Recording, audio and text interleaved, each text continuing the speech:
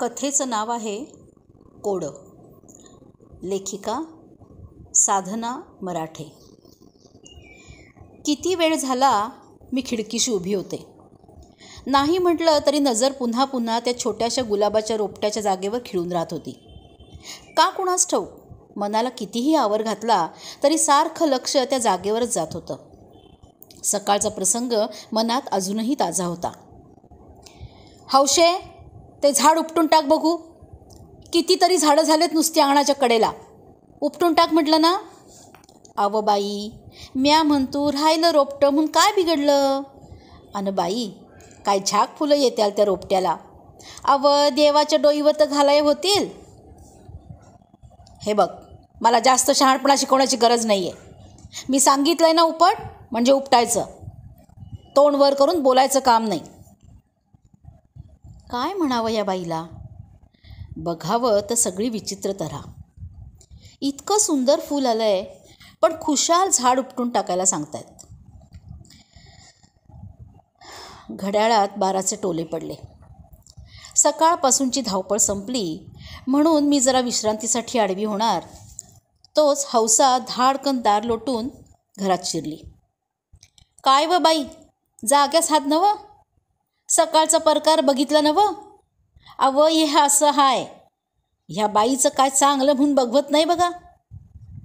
मी सुन्नत झाले. काही म्हणावशे, पण मला हे सगळं गूढच वाटतं बाई. काय विचित्र बाई आहे. खरंच त्यांना ते फूल आवडलं नाही म्हणून त्याने ते किती निर्दयीपणे तोडलं. कमाल आहे. अव हे काहीच नाही, तुम्हाला म्हणून सांगतो. तेवढ्यात दाराशी पावलं वाजली. पडदा अलगद हल्ला. आम्ही दोघींनी एकदम चमकून दाराकडे बघितलं तर विमलाबाई, आमच्या मालकीणबाई दारात उभ्या.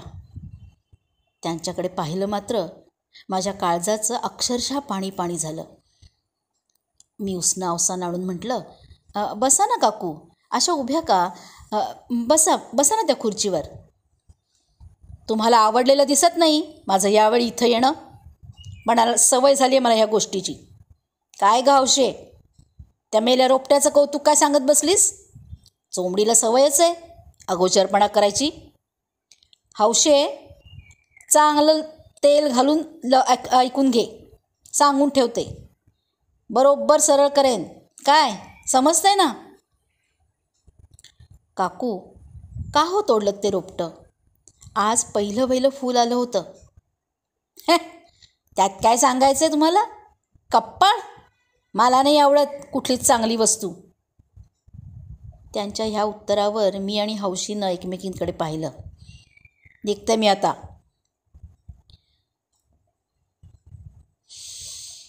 असं काय करताय, बसा ना. माझं पुरतं ऐकून न घेता त्या धाडकन दार आपटून चालत्या झाल्या. मध्ये कमीत कमी 8-10 दिवस शांततेत गेले.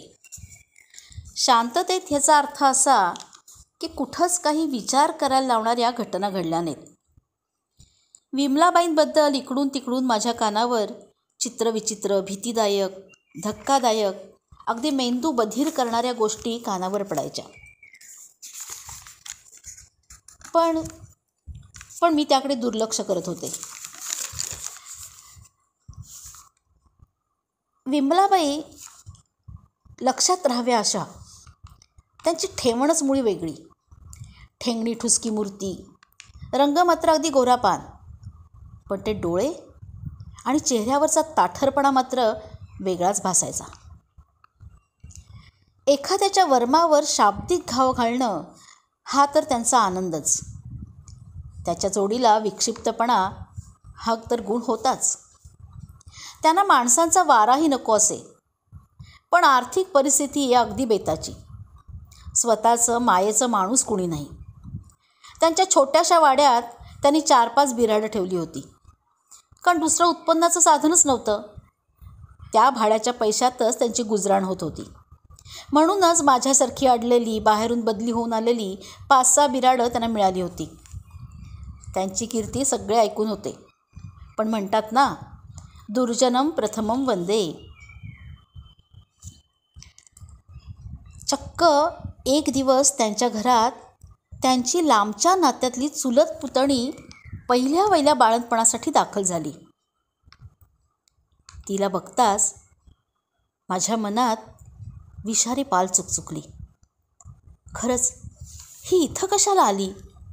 हिला कोणी दुसरे नातेवाईक नाहीत का?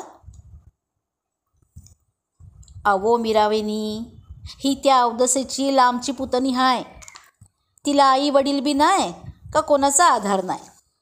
हीच काय ती माहेरच्या गोत्यातली काकू.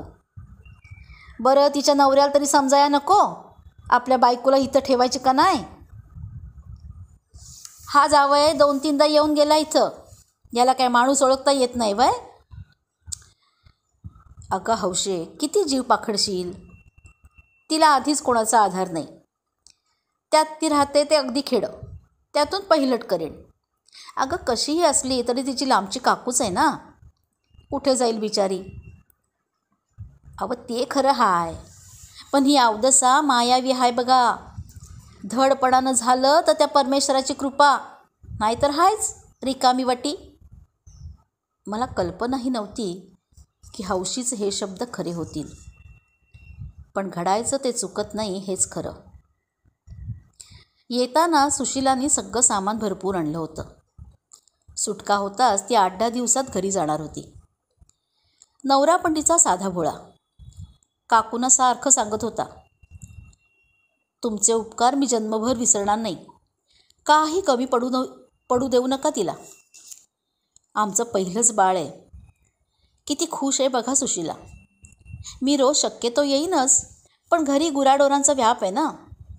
काकू म्हणाल्या, अहो काय काळजी करताय, मी आहे तिची काळजी घ्यायला समर्थ. काही कमी पडू देणार नाही तिला. पण एक सांगते, तुम्ही मात्र त्या घटकेला इथं अजिबात राहू नका. कारण लोक असं म्हणतात, मायेचा माणूस जवळ असलं की बाळंत व्हायला जास्तच वेळ लागतो. आता माझ्यावर सोपवलेत ना, निश्चिंत राहा. काय गं सुशिला? हो, काकू म्हणते ते खरं आहे. आज माझी आई नाही, पण काकू सारं आईच्या मायेनं करेल. पण तरीसुद्धा भीती वाटते. अगं चालायचंच, पहिली वेळ आहे. मला बापडीला नाही अनुभव, पण लोकांच्या कार्ट्यांच्या जन्माच्या वेळच्या कथा ऐकली आहेत म्हणून म्हणते. काही घाबरायला नकोय. सुशिलेला येऊन आता 15 दिवस झाले होते. काकू बाहेर गेल्या की सुशिला माझ्याकडे येत असे. 15 दिवसाच्या सहवासानं तिचा शांत लागवी स्वभाव मला आवडला होता. जमेल तसं मीही तिचे डोहाळे पुरवत होते.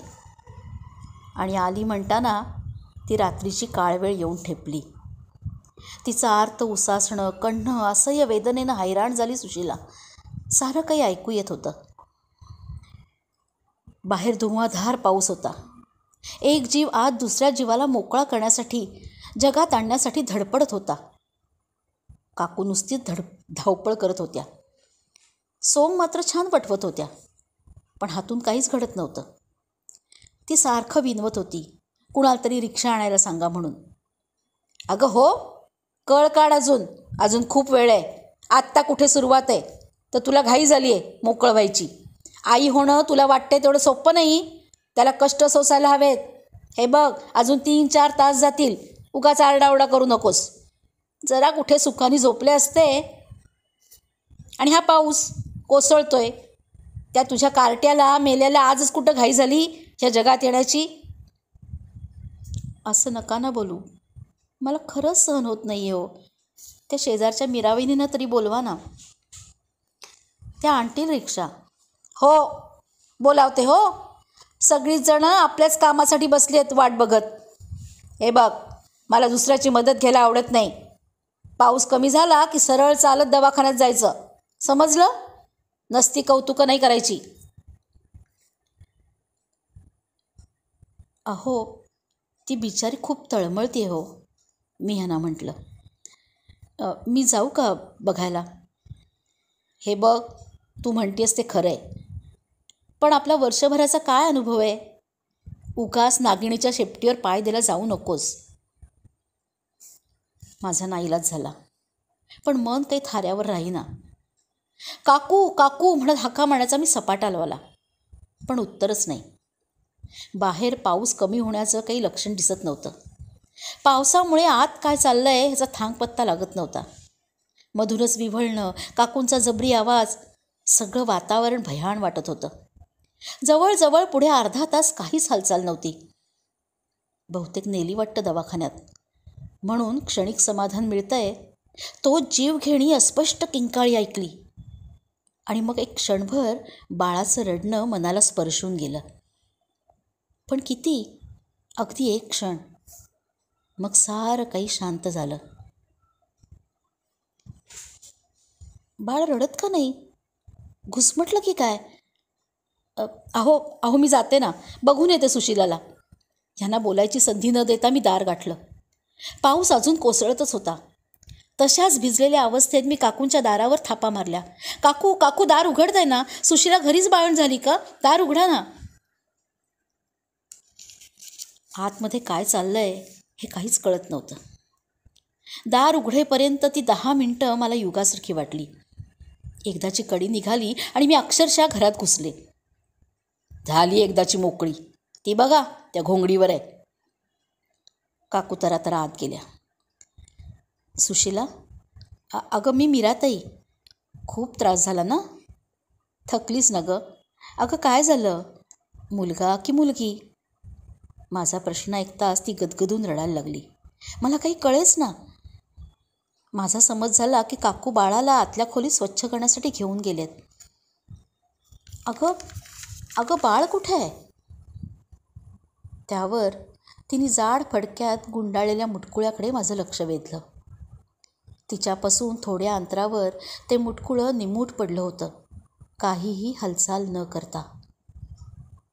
तो सगळा प्रकार बघून मी गोंधळले. तिला सोडून काकूंना विचारावं म्हणून मी आतल्या खोलीत गेले. काकू वाफाळलेला चहा बशीत ओतून आरामात पीत होत्या. मी त्यांना आल्याची जाणीव करून देताच डोळ्याला पदर लावून रडायला लागल्या. आता कसं हो तोंड दाखवू मीराताई मी जावई बापूंना? त्यांना वाटेल मीच पोर मारलं म्हणून. पण तुम्हीच सांगा, तिच्या दैवातच नव्हतं तर कसं राहिलो? आणि तिचा अक्रस्ताळेपणा.